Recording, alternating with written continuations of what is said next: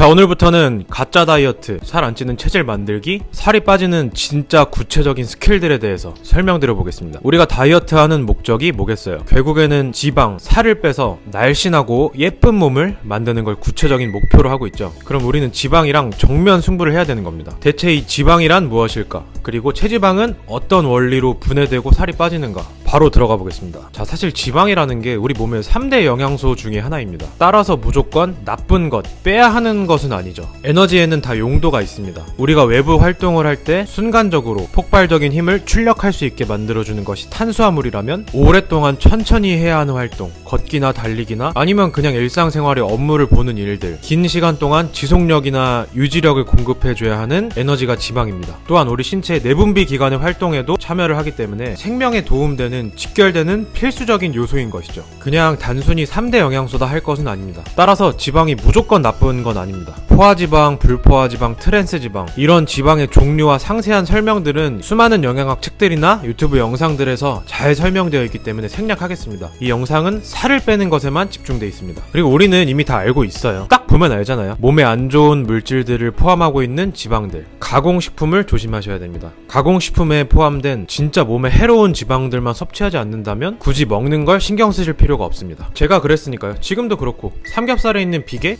좀 드세요. 기념일인데 케이크 같은 거 한두 조각 정도 드셔야죠. 뭐 베스킨라빈스, 나뚜루, 고디바 이런 거 저도 참 좋아합니다.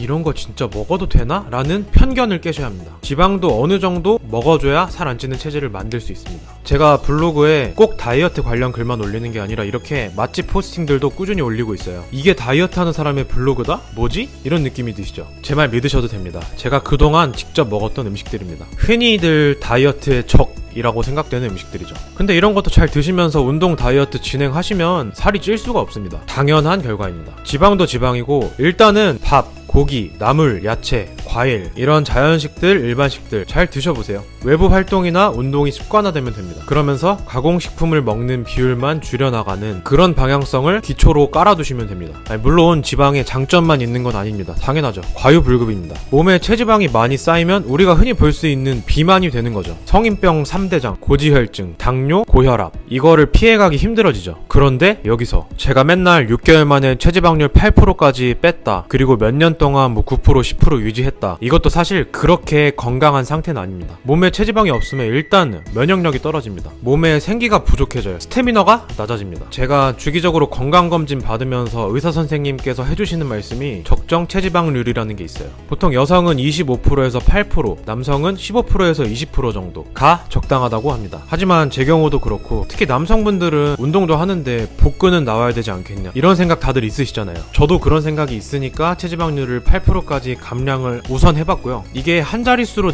내려오면서부터는 컨디션이 그렇게 좋지는 않아요. 그래서 건강이랑 미관을 다 잡을 수 있는 복근 윤곽이 어느 정도 보이는 12%에서 15% 정도를 유지하려고 합니다. 결국 최종적인 물음은 그래서 어떻게 살이 빠지는 거야겠죠? 제가 이전 영상들에서 체지방이 빠지는 흐름이나 어떤 특정 시점들은 말씀을 드렸습니다. 격렬한 무산소 운동, 근력 운동으로 우리가 먹었던 탄수화물 음식들을 몸에서 배출해준다. 그 다음 단계로 조금 힘들지만 지속할 수 있는 유산소 운동, 걷기든 달리기든 유산소 운동으로 체지방을 태운다. 이 시점이 지방, 살이 빠지는 단계였죠. 저도 예전에 이 살이 어떤 형태로, 어떤 모양으로 빠지는지가 굉장히 궁금했었습니다. 이 시점에서 살이 분해되는 형태는 신기하게도 우리 몸의 내분비계를 통해서 배출되는 것보다 오히려 공기 형태, 기체 형태, 숨으로 변형돼서 나가는 형태더라고요. 저도 문돌이라 화학 공식을 잘 알지는 못하지만 땀이나 소변은 20%밖에 안 되고 80%가 이산화탄소입니다. 자, 예를 한번 들어드릴게요. 헬스장 가서 운동을 했어요. 쇠를 들어요. 그러면 근력 운동, 무산소 운동으로 하게 되면서 음식이 빠져나갑니다.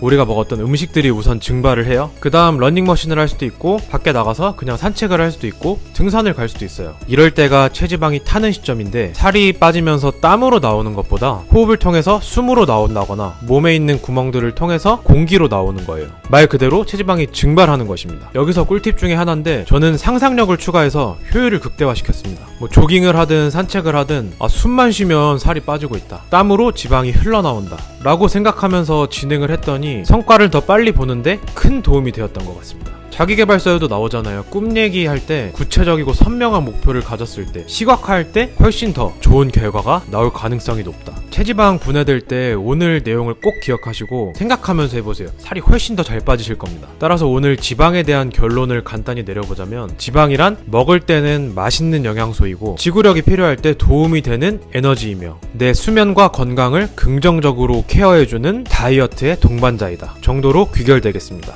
네, 항상 마음이 편하면서도 실제로 성과가 있는 긍정적인 가짜 다이어트 성공하시길 응원합니다. 오늘 영상도 유익하셨다면 구독 부탁드리겠습니다. 방원이었습니다. 감사합니다.